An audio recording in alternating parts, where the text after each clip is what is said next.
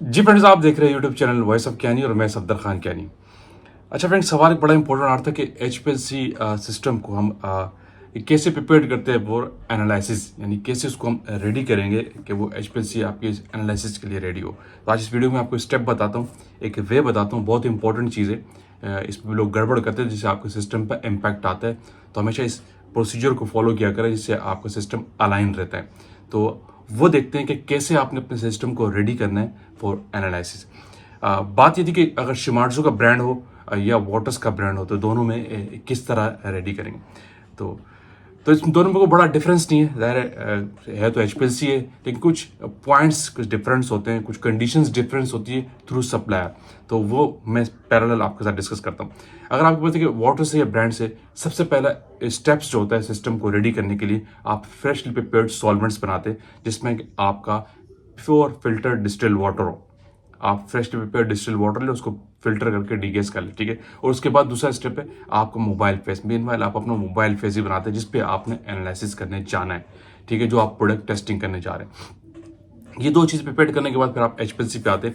HPLC पे अगर आपका वाटर्स का ब्रांड है या शिमाट्सू का है तो उसको फिर ऑन करते हैं। लेकिन यहाँ पे एक चीज़ याद रखिएगा, ऑन करने के लिए उसमें कुछ पॉइंट्स होते हैं, रिकमेंडेड होते हैं थ्रू सप्लायर। अगर आपका वाटर्स का ब्रांड है तो वो रिकमेंडेड होता है कि पहले आप सारे प्लग इन कर लेते हैं सिस्टम के, इथरनेट के, सीपीयू के, कंप्यूटर के, और वो पंप के, डिटेक्टर के, कॉलम कंपार्टमेंट के, सबके प्लग इन अलग अलग होते हैं। आप प्लग इन कर लेंगे और फिर उसके बाद सीक्वेंशियली ऑन करते हैं। समटाइम्स कुछ इंस्ट्रूमेंट ऐसे होते हैं कि अगर आपने पहले पंप ऑन कर दिया, पहले डिटेक्टर ऑन कर दिया, फिर बाद में आपने सॉफ्टवेयर ऑन किया, तो वो कम्युनिकेशन एरर दे रहा होता है। ये बहुत ज़्यादा नोट किया जाता है लेबोरेटरी में। आपने सिस्टम ऑन किया, जब वो ऑन करते हैं तो वो बीच में कम्युनिकेशन एरर दे रहा है, बेसलाइन चल रही है और प्रॉब्लम सामने आ रहा है डिसकनेक्टेड, तो वो ईथरनेट कनेक्ट नहीं होती। तो इसमें अगर वाटर्स का ब्रांड आपके पास, तो पहले इसमें रिकमेंडेड ये है कि आप अपने सॉफ्टवेयर को ऑन करो, उसके बाद मीनवाइल फ़ौरन से अपने पे पंप को ऑन करें, डिटेक्टर को ऑन करें और कॉलम कंपार्टमेंट के बटन को ऑन करें। अगर वाटर्स का ब्रांड है, थोड़ा सा वहाँ पे विंडोज़ शो हो जाए तो फिर उसके बाद फ़ौरन से ऑन कर लें। पहले आप कंप्यूटर को ऑन कर लें।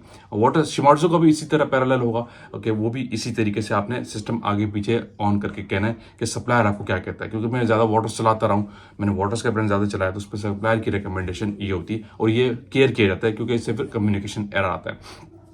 सिस्टम ऑन करने के बाद फिर आप अपने सिस्टम को, अगर आपका वाटर्स का ब्रांड है तो आप बेस्ट प्रैक्टिस है उसको आप पहले प्रेप कर लिया करें।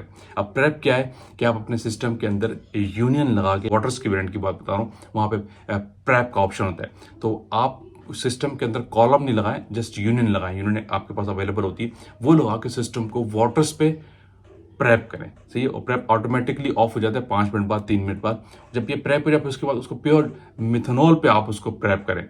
आप जब आप सॉल्वेंट बनाएंगे ना डिस्टिल वाटर का और क्या कहते हैं मोबाइल फेस का, उस दौरान आप प्योर फिस्ट डिल्टेड मिथेनॉल भी आप ले लिया करें।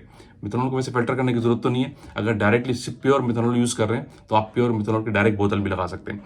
वाटर पे आप प्रेप कर लें, वाटर्स की ब्रांड की बात करता हूँ, वाटर पे प्रेप करें और फिर उसके बाद उसको मिथेनॉल पे प्रेप कर ले। डिपेंड्स कि आप प्रोडक्ट किस तरह की चलाते हैं, सही है, आपके अपने कंपनी का अपना कल्चर होगा। ये प्रेप करने के बाद फिर आप उसको अंदर कॉलम फिट करें। इसी तरह अगर शिमाट्सू पे बात करेंगे तो शिमाट्सू पे आप पर्च कर लें। अगर आपके सिस्टम में प्रॉब्लम आता है तो अच्छी प्रैक्टिस है कि आप बिफोर एनालिसिस को एक बार पर्च कर लें और फिर उस पर कॉलम फिट करें। अब पर्च करने या प्रेप करने के बाद सिस्टम पे कॉलम फिट करें और फिर उसको अब अपने मोबाइल फेस पे लेके आते हैं, ठीक है। यहाँ पे एक चीज़ और नोट करने की जो बहुत इंपॉर्टेंट है, अगर आपका मोबाइल फेस ऐसा है जिसमें कि बफर्ड है तो डायरेक्ट कभी भी आप कॉलम पे नहीं लगाएंगे, ठीक है। इसकी वजह क्या है कि कॉलम पे आपके नॉर्मली स्टोरेज सॉल्वेंट जो होता है वो 50% मेथनॉल या एसियन होता है, यानी ऑर्गेनिक फेज में आप इसको स्टोर करके जाते हैं नेक्स्ट डे या 2 दिन बाद, 3 दिन बाद, जो भी आपको यूज़ करना हो। तो जब किसी भी कॉलम में स्टोरेज सॉल्वेंट जब ऑर्गेनिक होगा और उस पर अगर आप बफर डायरेक्ट चलाएंगे तो हाईली ब्लॉकेज होने के चांसेस बढ़ जाते हैं। एक हाई लेवल की ब्लॉकेज आ जाएगी जिससे आपके सिस्टम में क्लॉगिंग हो सकती है और बैक प्रेशर हाई हो जाएगा। तो कभी भी ये चीज़ रिकमेंडेड नहीं है। यहाँ ये पॉइंट हमेशा याद करने का है कि जब भी अगर मोबाइल फेस आपने ऐसा चलाना जो बफर्ड हो तो उससे पहले बेस्ट प्रैक्टिस ये है कि कॉलम फिट करने के बाद जब आप कॉलम फिट करने वाली स्टेज पे आ जाएंगे तो आप सिस्टम पे 10 से 15 मिनट तक प्योर डिस्टिल वाटर चलाएं, स्लो फ्लो रेट पे 0.5 ml पे या 1 ml पे चला लें। ग्रेजुअली सबसे पहले याद रखिएगा सिस्टम में जो फ्लो रेट है वो कम चलाया जाता है, उसके बाद आप ग्रेजुअली बढ़ाते हैं। अगर बफर मोबाइल फेस है तो पहले उसको आप प्योर डिस्टिल्ड वाटर से उसको फ्लैश करेंगे, निकाल देंगे, फिर उसके बाद अपने मोबाइल फेस पे लेके आएंगे इसी तरीके से, ठीक है। ये वाटर्स में रिकमेंडेशन लाजमी है, बेहतर है कि आप शिमार्जो भी कर लें, क्योंकि ये लॉ तो हर जगह फिक्स है कि अगर ऑर्गेनिक सॉल्वेंट कॉलम के अंदर होगा और उस पर डायरेक्ट आप मोबाइल फेस चलाएंगे तो ब्लॉकेज के चांसेस बढ़ते हैं, चाहे वाटर्स का ब्रांड हो या चाहे शिमार्जो का ब्रांड हो, ठीक है। तो आपने वाटर फ्लैश करने के बाद फिर अपने कॉलम पे रिक्वायर्ड मोबाइल फेस लगाना होता है। फिर आपने रिक्वायर्ड मोबाइल फेस लगाया तो उसको फिर आप सैचुरेट करते हैं, सिस्टम को इक्विलिब्रेट करते हैं, ठीक है।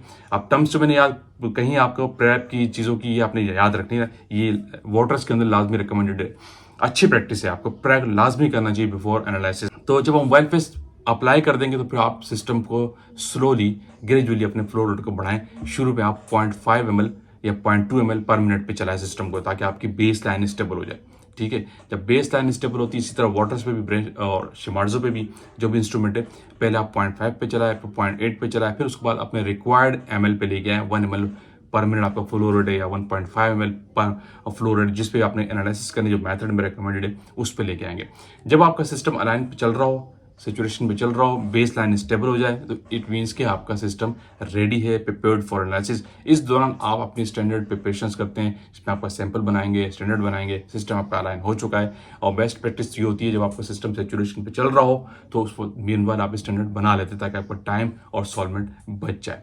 तो ये है एक सिंपल वे कि how to prepare HPLC, how to prepare system for analysis, आपको कैसे उसको रेडी करना होता है। जब इसमें आप मिस्टेक करेंगे ना, कि अगर आपने फिर स्टेप आगे पीछे किया, जल्दबाजी की और डायरेक्ट से मोबाइल पे चला दिया, तो आपका सिस्टम मिड में प्रॉब्लम कर सकता है और स्टार्ट में भी सिस्टम का ब्लड प्रेशर हाई हो सकता है। अगर आपने पर्ज नहीं किया या अगर आपने प्रैप नहीं किया तो डायरेक्ट पे फौरन जल्दबाजी में काम करते हैं, तो सिस्टम को ये बात हमेशा याद रखें, उसको अलाइन होने में, उसको प्रिपेयर्ड होने में, उसको बेस लाइन स्टेबल होने में, उसको इक्विलिब्रेट होने में प्रॉपर टाइम दिया करें। कभी भी यहाँ पे जल्दबाजी नहीं किया करें कि आपने बस आज बहुत ज़्यादा काम है और सिस्टम में स्टैंडर्ड सैंपल बनाया और HPLC पे कॉलम लगाया, कुछ भी नहीं देखा और डायरेक्ट मोबाइल फेस लगा के और स्टैंडर्ड सैंपल लगाना शुरू हो गए, तो ऐसा आपकी RSD भी आउट होगी, आपका सिस्टम स्टेबल ही नहीं होगा और आपके सैंपल की पीक भी खराब हो सकती है, सिस्टम का बैक प्रेशर, लीकेज कुछ भी हो सकता है। तो इसीलिए सिस्टम को बिल्कुल पूरा टाइम दिया करें, पूरा time. How to prepare system for analysis, ये याद रखें कि सिस्टम को पूरा आपने प्रॉपरली टाइम देना होता है कि वो किस स्टेज पे आपके लिए स्टेबल होगा, तो फिर आपने सैंपल स्टैंडर्ड लगाना है ताकि आपकी पूरी एनालिसिस प्रॉपरली स्मूथ चले। क्लियर? तो ये है एक प्रोसीजर, एक वे कि how to prepare system for analysis. हमेशा इस तरीके से किया करें और हम यही प्रैक्टिस है एनालिस्ट में इसी तरह होता है, इससे आपके सिस्टम में प्रॉब्लम नहीं आता। उन जगहों में सिस्टम HPLC प्रॉब्लम करते हैं जो जल्दबाजी में काम करते हैं। HPLC का काम कभी भी जल्दबाजी वाला नहीं है। HPLC अगर आपको 2 घंटे मांगता है तो आपको 2 घंटे देने हैं। ये नहीं कर सकते कि आप HPLC में 4 घंटे लग रहे तो आप में 3 घंटे में जल्दी से काम करके निकल जाओ।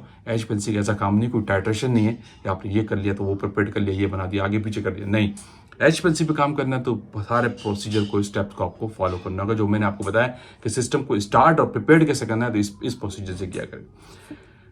वीडियो का पेंड करता है, आई होप कि वीडियो अपने लाइक की, शेयर कीजिए, कमेंट्स कीजिए। अगेन कहूँगा जो लोग चैनल पे न्यू है वो तो लाजमी सब्सक्राइब कीजिए ताकि ऐसी टेक्निकल वीडियोस आप तक पहुंचती रहे।